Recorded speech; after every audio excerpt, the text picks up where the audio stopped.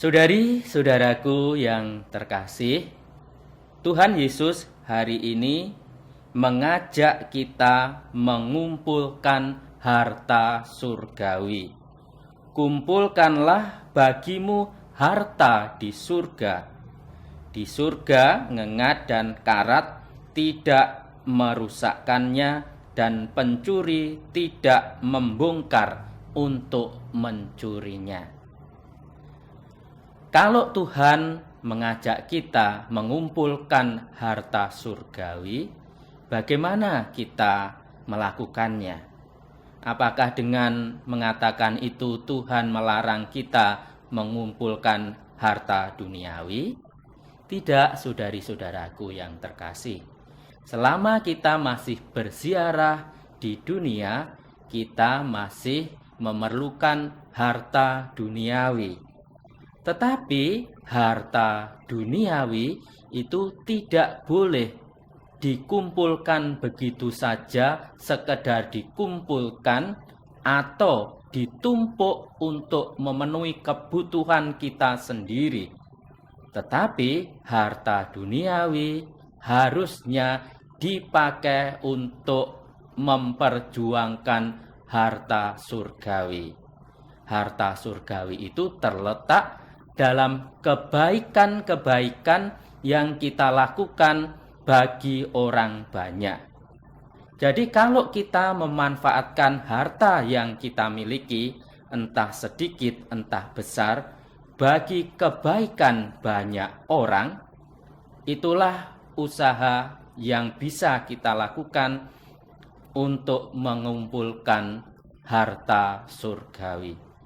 Lewat kebaikan-kebaikan yang kita lakukan setiap hari, kita sebenarnya sedang mengumpulkan harta surgawi. Kebaikan-kebaikan apa saja yang bisa kita lakukan bagi orang lain? Misalnya, kalau kita melihat orang lain memerlukan bantuan kita karena kekurangan makan, baiklah kita memberikan makanan yang mungkin kita punyai di rumah, bahkan mungkin kita berlimpah. Hari ini mungkin mendekati akhir tahun ajaran bagi anak-anak yang sekolah. Mungkin ada banyak anak yang kesulitan untuk melanjutkan sekolah pada jenjang berikutnya. Kalau kita PK, kita peduli terhadap pendidikan, kita bisa menolong anak-anak semacam ini dengan memberikan bantuan, entah itu beasiswa rutin atau sekedar memberikan bantuan sesaat, memberikan buku-buku, entah itu buku tulis atau buku pelajaran.